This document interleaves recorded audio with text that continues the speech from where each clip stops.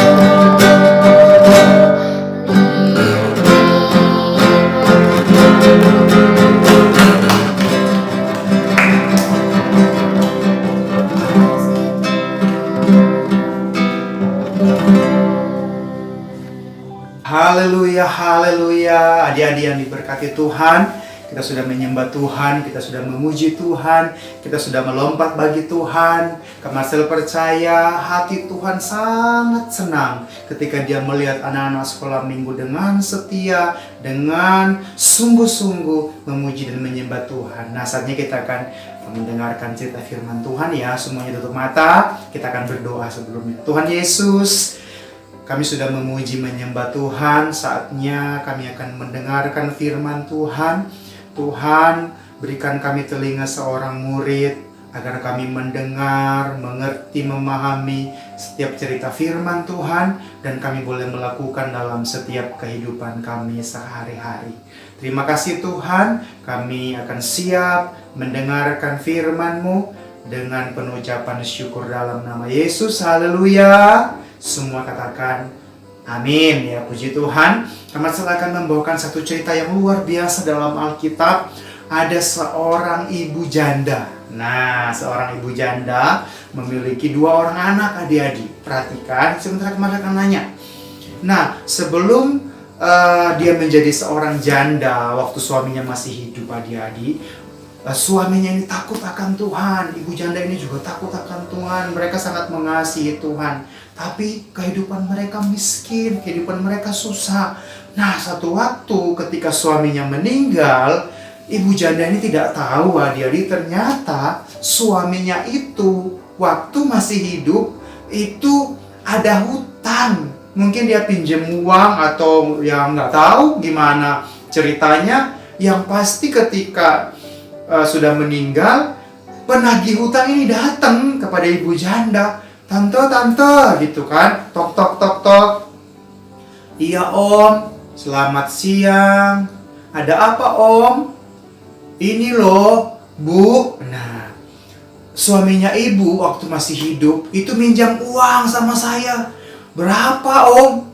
Ya taruhlah mungkin ya kalau sekarang ya misalnya 100 juta.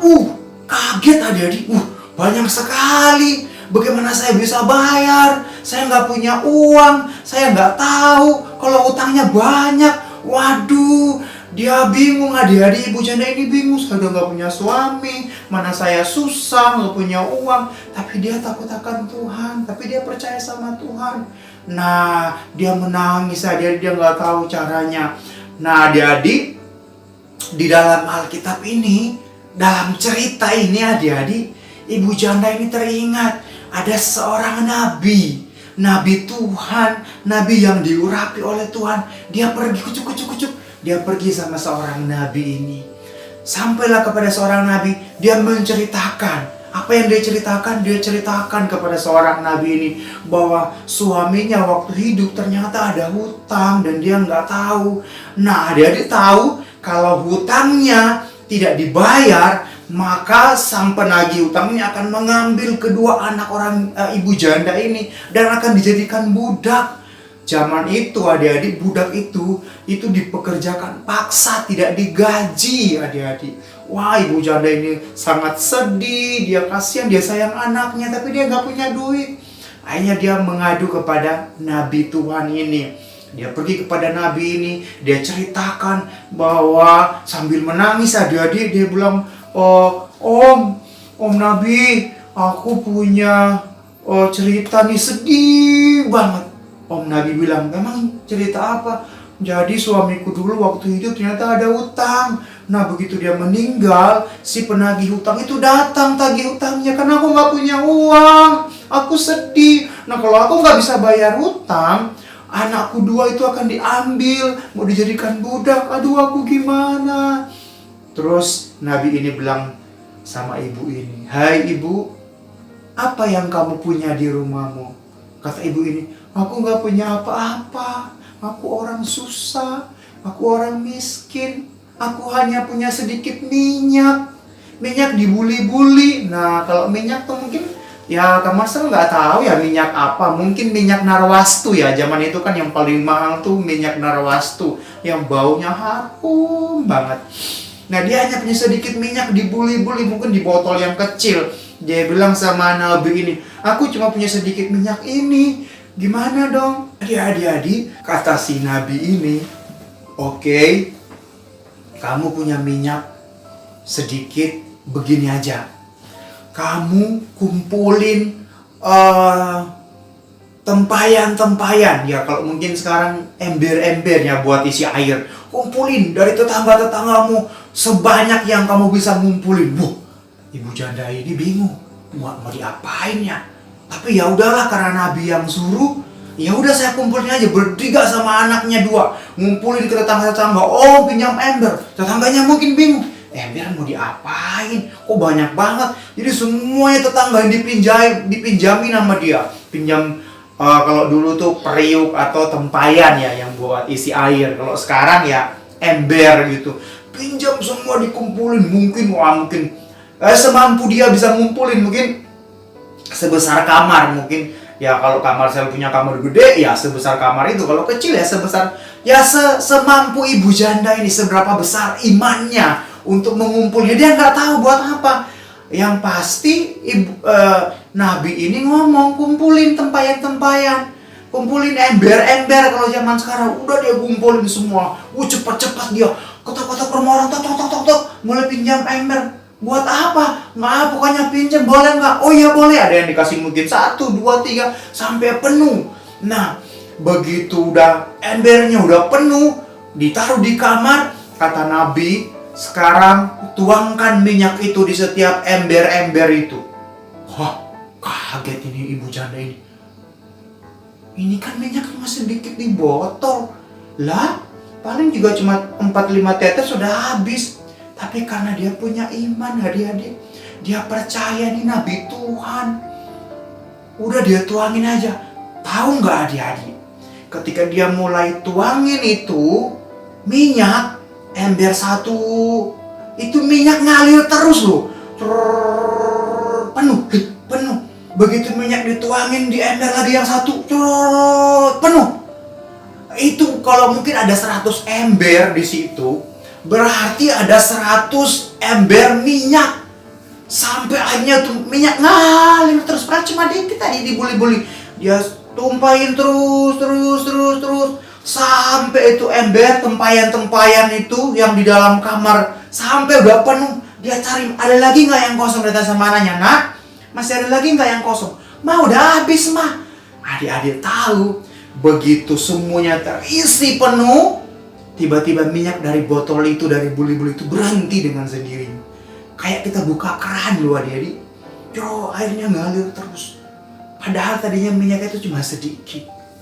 Nah, adik-adik tahu, Kak Marcel ketika membaca, merenungkan, wow, kalau kita dengar-dengaran, kalau kita punya iman, kita percaya sama Tuhan, sesuatu yang tidak mungkin adik-adik, sesuatu yang mustahil, itu pasti terjadi. Asalkan kita punya iman. Tetapi iman juga harus disertai dengan tindakan. Kalau ibu janda ini hanya beriman, tapi dia tidak mau pergi ngumpulin ember-ember atau tempayan pada saat itu. Kalau dia nggak mau ragu, misalnya dia ragu-ragu nih, masa sih nggak mungkin lah. Masa minyak sedikit sebotol ini bisa penuhin ember-ember? Nggak mungkin lah. Ngaco nih Nabi nih. Nabi ini ngawur nih. Coba aja dia begitu, nggak terjadi mujizat. Tapi dia dengar-dengaran adik-adik. Dia setia. Pokoknya apa kata Nabi ini dia lakukan, walaupun itu mustahil adik-adik. Tapi apa yang terjadi ketika dia melakukannya dengan iman, dengan tindakan, dengan sungguh-sungguh, ketika dia menuangkan minyak itu, maka minyak itu tidak berhenti, tidak habis-habis. Sampai semuanya tempayan itu atau ember itu terisi penuh dengan air, barulah minyak itu berhenti mengalir. Wow, hebat bukan? Nah adik-adik, itu siapa yang melakukan mujizat itu? Tentunya adalah Tuhan. Amin. Tuhan yang kita sembah, Tuhan yang disembah oleh ibu janda ini sama Nabi. Tuhan itu sama Tuhan yang kita sembah hari-hari ini. Kalau kita beriman, kita sungguh-sungguh percaya, mujizat Tuhan pasti terjadi. Nah sekarang buka Alkitabnya. Ayo, Kak Marcel mau nanya, di manakah cerita tentang ibu janda tadi? Ayo, siapa yang tahu atau pernah dengar cerita ini? Mari kita buka sama-sama di dalam kitab Dua Raja-Raja. Kitab apa? Dua Raja-Raja. Dua Raja-Raja pasal yang keempat, ayat yang pertama hingga ayat yang ketujuh. Jadi di sana nabi yang Kak Marcel ceritakan tadi namanya adalah Nabi Elisa. Adalah Nabi Elisa. Nabi Elisa ini adalah nabi Tuhan yang takut akan Tuhan, yang percaya kepada Tuhan, yang sungguh-sungguh. Dan ibu janda ini tahu kalau nabi ini diurapi Tuhan. Apa yang nabi ini katakan itu benar-benar dari Tuhan. Dan ibu janda ini beriman. Adik-adik, kalau ada dibaca di sana sampai semuanya terisi penuh. Mujizat Tuhan itu terjadi, minyak itu nggak berhenti mengalir kayak kita buka keran di kamar mandi itu sampai airnya ngeluber semua, itu terus menetes saja gitu. Wah, hebat itu Tuhan kita, Tuhan yang hebat. Amin. Sampai akhirnya kata Nabi Elisa ini, oke, sudah penuh, udah terisi semua. Kalau begitu kamu jual semua minyak itu, jual dan bayar hutangmu. Setelah dia jual, adik-adik, itu hutangnya dia mampu bayar. Bahkan uang hasil penjualan minyak itu masih banyak sisanya. Kata nabi ini, ya sudah, uangnya kamu simpan, pakai uang itu buat kebutuhan kamu. Wow, kalau Tuhan mau tolong, bukan hanya cukup, tapi melimpah-limpah. Amin, adik-adik, melimpah-limpah. Hutangnya terbayar, dia juga punya uang untuk beli makan, ya kan, untuk beli minum. Itu mujizat Tuhan melimpah. Dia mengalami pertolongan Tuhan. Amin, adik-adik. Nah, Tuhan Yesus yang kita sembah adalah Tuhan yang baik. Bukan hanya memberikan berkat saja, tapi dia juga memberikan nyawanya. Dia memberikan hidupnya. Dia turun dari surga datang ke bumi. Dia mati di atas kayu salib. Bahkan dia bangkit naik ke surga, menyiapkan tempat buat kita. Untuk apa? Supaya ketika kita naik masuk dalam kerajaan Allah, kita boleh bersama-sama dengan Tuhan. Wow, kita punya Tuhan yang hebat. Dan hari ini adik-adik, kita bisa belajar bersama bahwa iman bukan hanya sekedar percaya, tapi iman adalah tindakan. Kita bergerak maju, kita melakukan sesuatu, dan mujizat Tuhan terjadi atas hidup kita. Amin, adik-adik.